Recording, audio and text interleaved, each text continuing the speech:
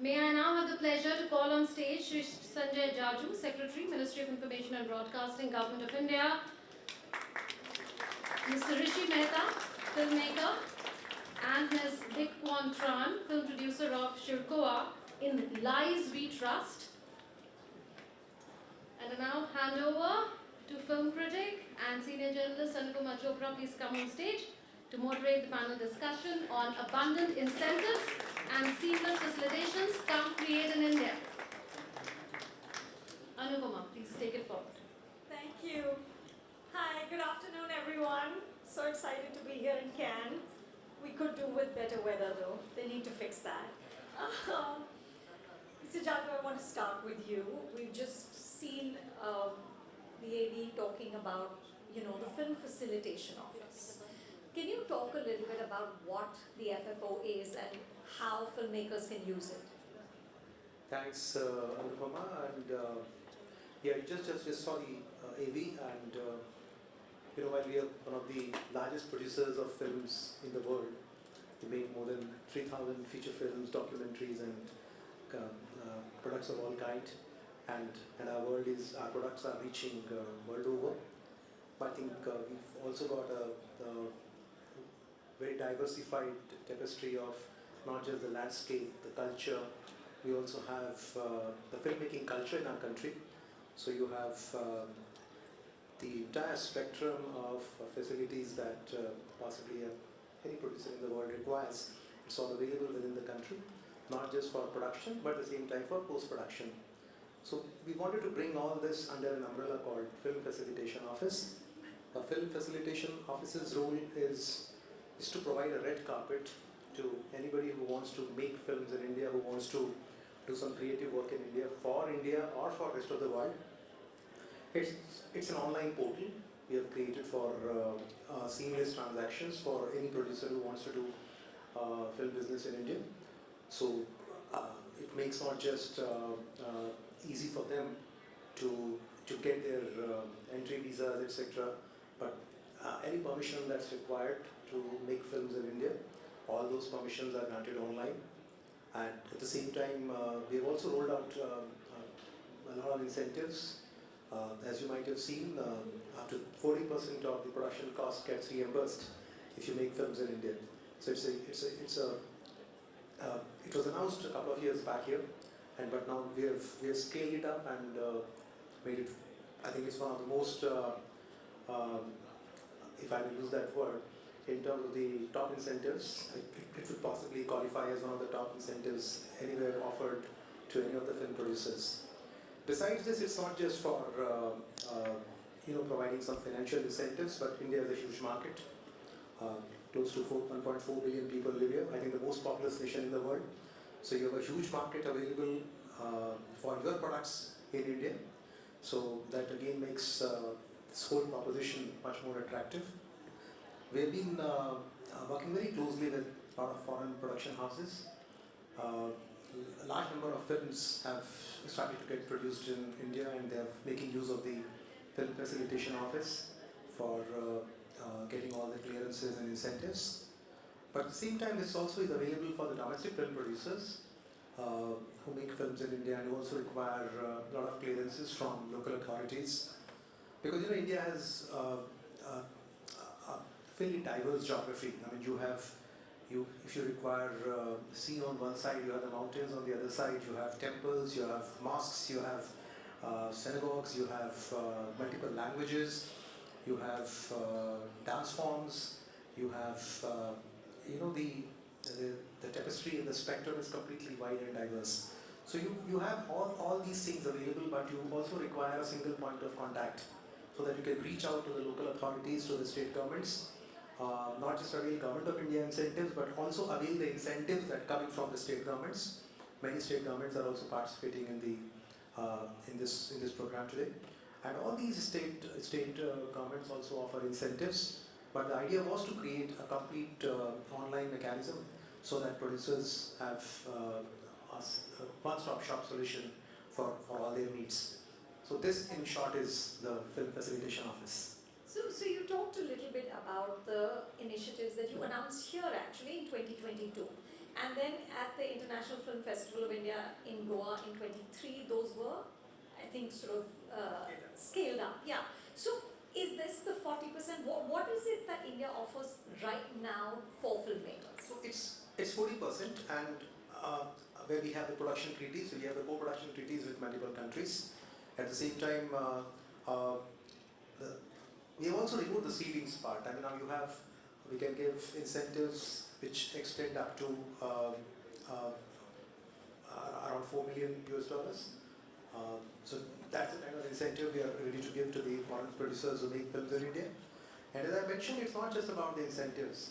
It's actually more about making the whole process much more streamlined, faceless, transparent, and at the same time providing them assurance that this money is going to come to them. And we also have provisions in which we give an ex-ante certificate that, look, this film is eligible for the Film Facilitation Office and the incentives that are being lined up for that particular film. And it also makes them possible to avail certain advances against the money that they're going to be spending in India. So it's a whole package. It's a complete package of a lot of financial and non-financial incentives to make films in India, for India and for the rest of the world. Richie, let me come to you. Firstly, congratulations again on Poacher.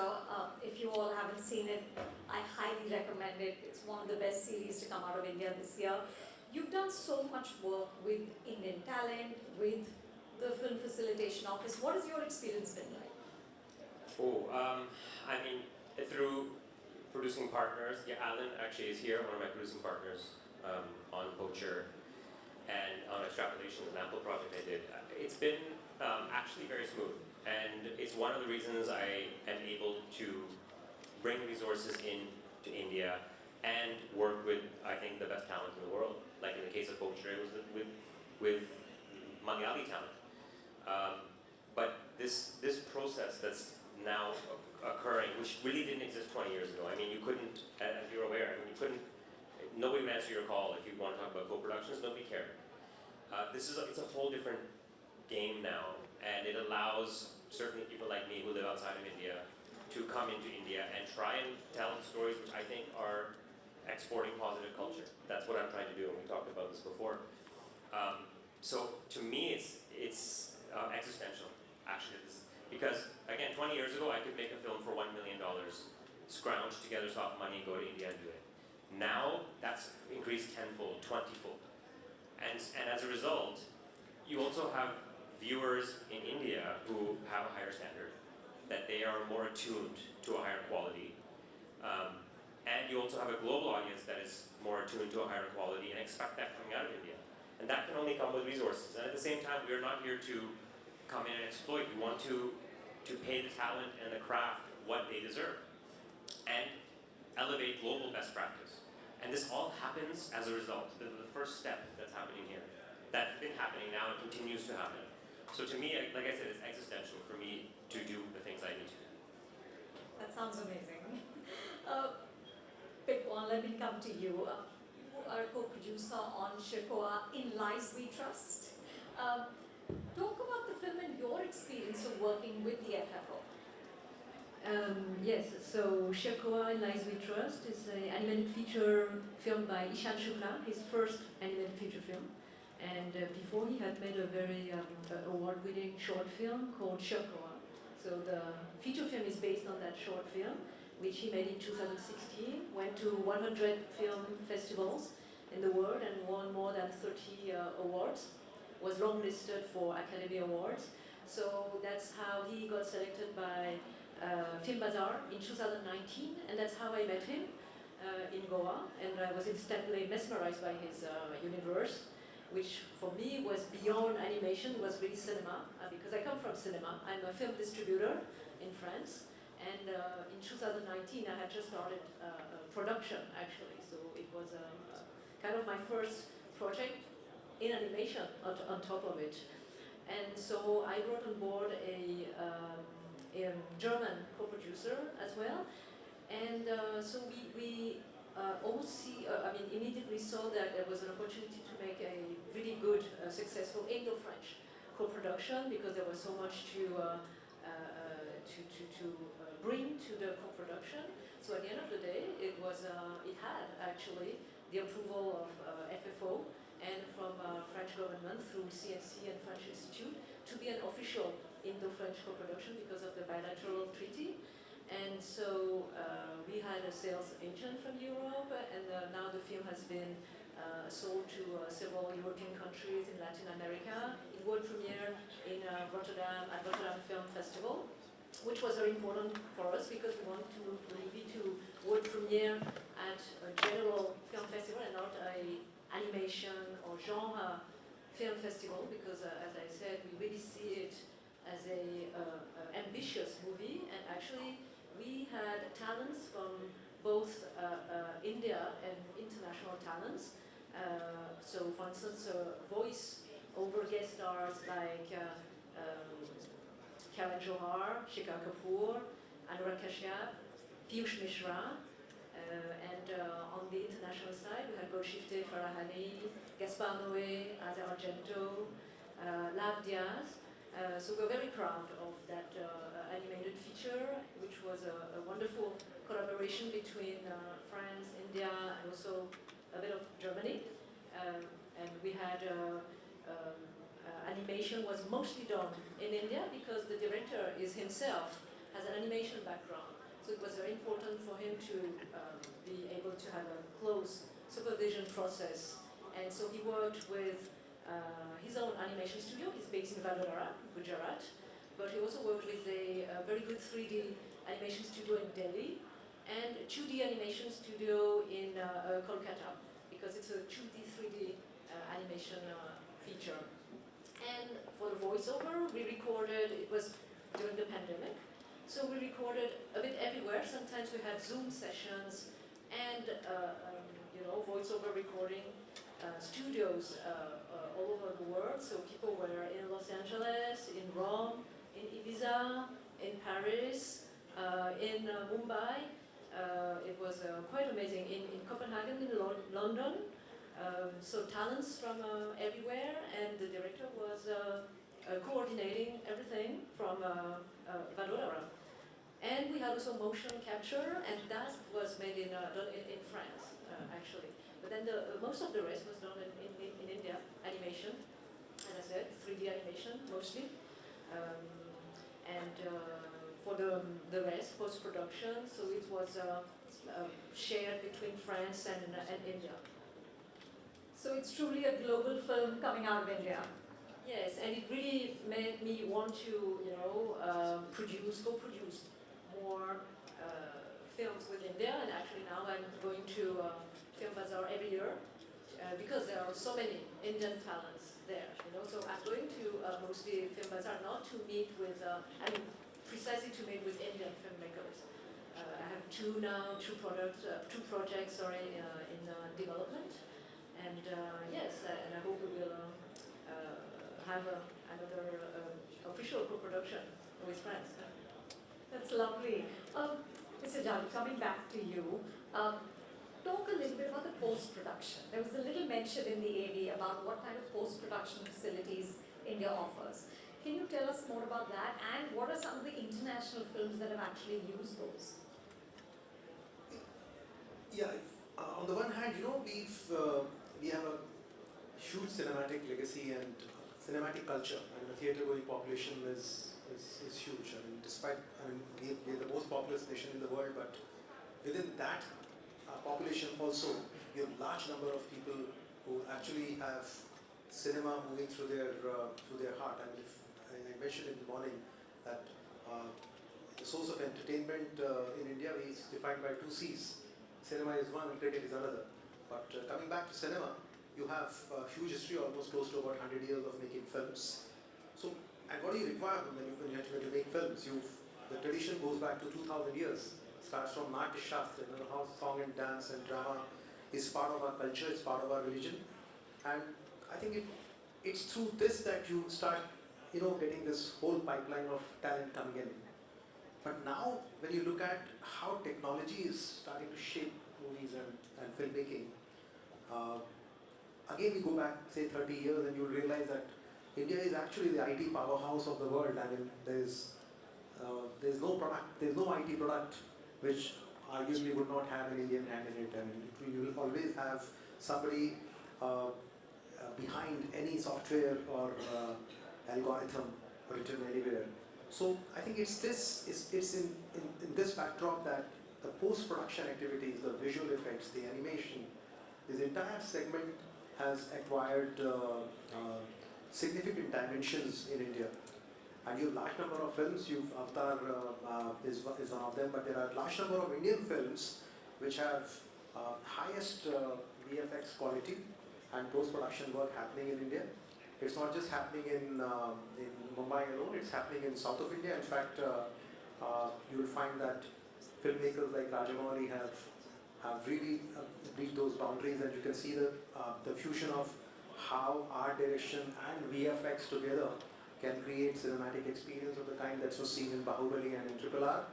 And all that is happening in studios and labs within India, Hyderabad, Mumbai, Chennai, Bangalore. You have all these locations where all of this work is happening. And the important thing is all this work is happening at a fraction of the cost. I mean, that's another huge advantage that India offers in terms of its IT services.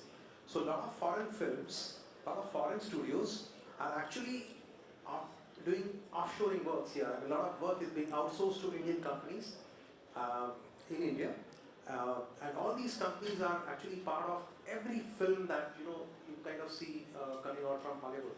You may not have a studio in India being named in that particular film, but in that particular sequence, a particular Indian hand in a particular back office in, say, Hyderabad or Bangalore would have worked on that particular post-production work. So a lot of that is happening because of not just the cost arbitrage, but the skill sets which are getting available. And we in the government also lay huge emphasis on creating such skills. In fact, in the film city in Mumbai, we are now planning to set up a national center of excellence for, we call it animation, visual effects, gaming, and extended reality. And all this is going to really transform the landscape of film that are going to come out of India. And besides this, you also have a lot of studios and infrastructure available in the private sector. And with the kind of skill set that's available, I'm pretty confident that now you will start getting Indian products, Indian IP coming out of these studios and post-production efforts.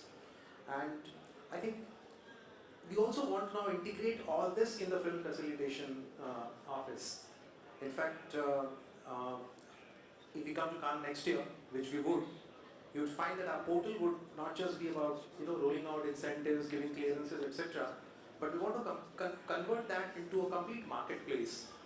Marketplace wherein a foreign producer, a film producer who wants to come to India and he wants to hire, say the crew, hire, say, a post-production effort, will try and bring all this on the portal so that they can just simply, by the click of the button, can figure out, look, I want to do work with this studio, and a studio which has got a particular rating, so now I know I'm pretty confident that the studio does well. Or if I require, a crew which does the entire production effort. So all such things will be brought onto the portal, and this portal will then become a marketplace where people can go online and pick up all the inputs that are required for making films.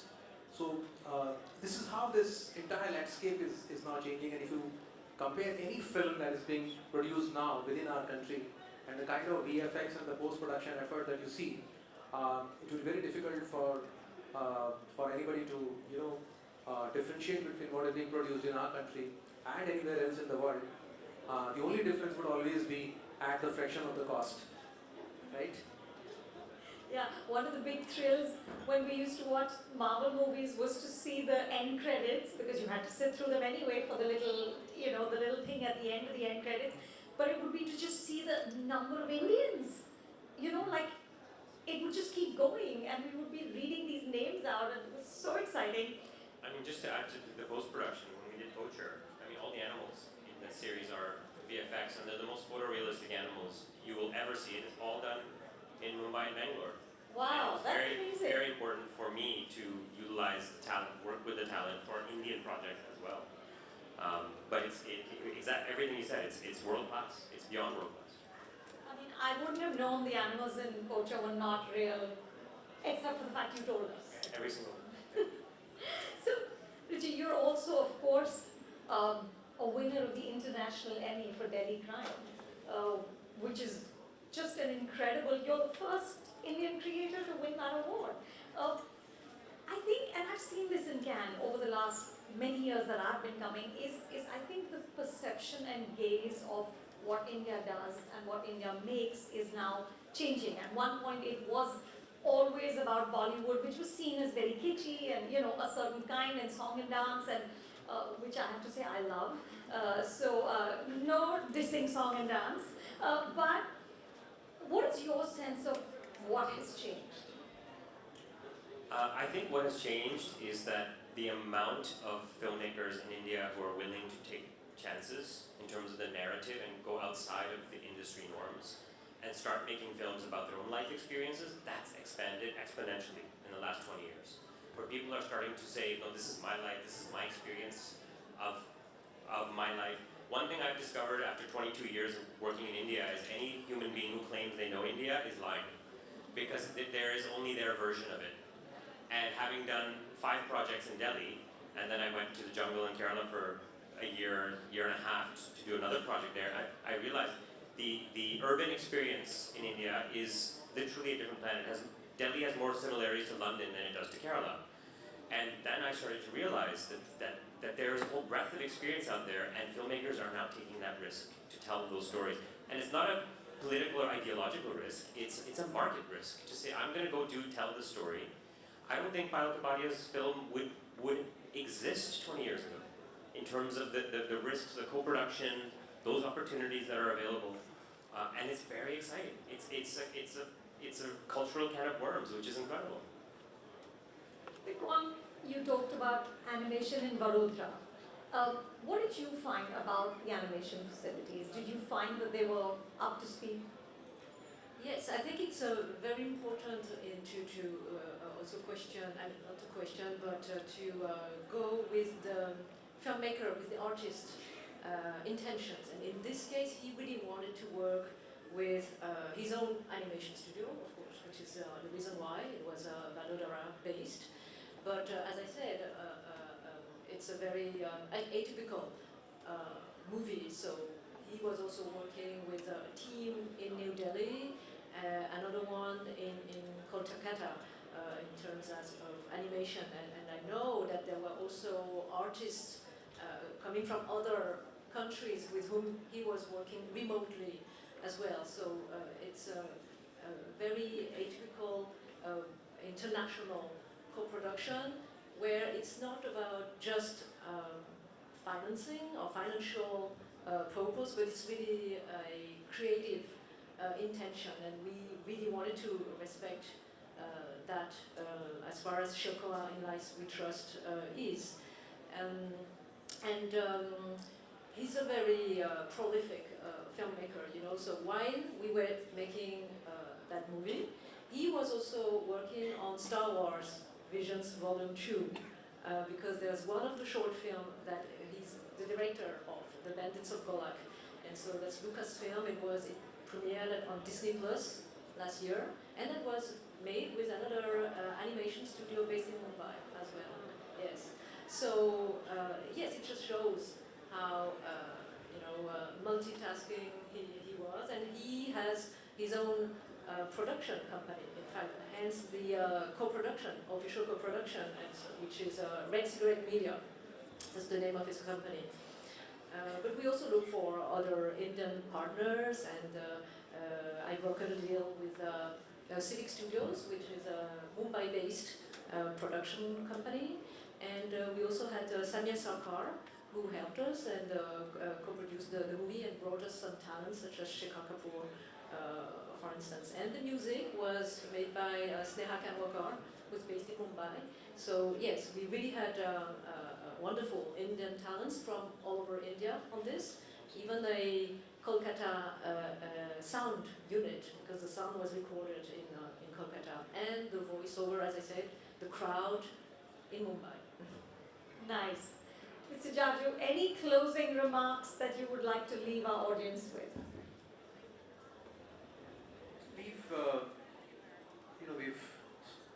In few years, we are going to be the third largest economy in the world.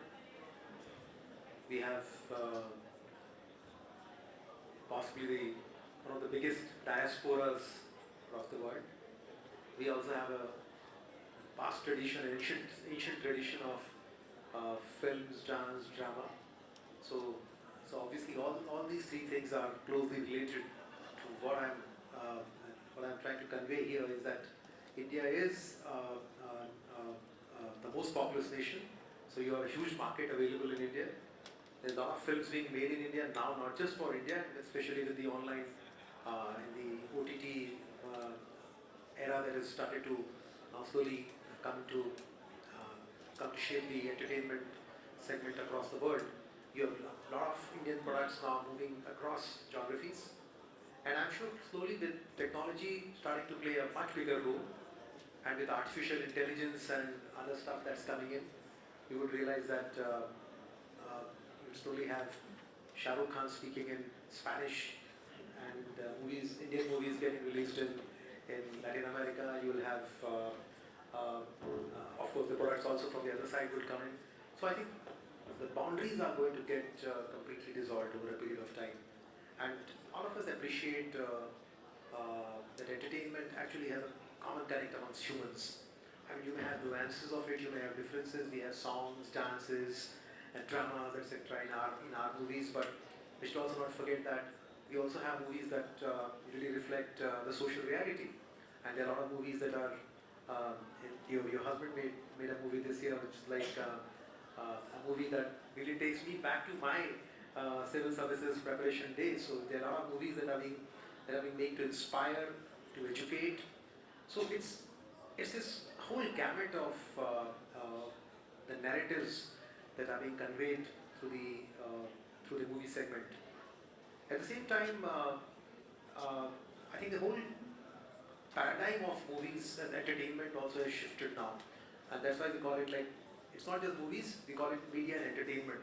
So we don't call it movies alone, because if you look at movies, somebody would say, look, I am an OTT, I'm an OTT star, but does that mean that I'm not a film star? I'm still a film star. What exactly is a film? It's not just a theatrical release that makes a big film. There are movies that are being made for OTT, which have been received, and that have become principal source of entertainment. A lot of our entertainment is in the mobiles. So in a sense, we look at this entire industry as one, and that's how I sit here.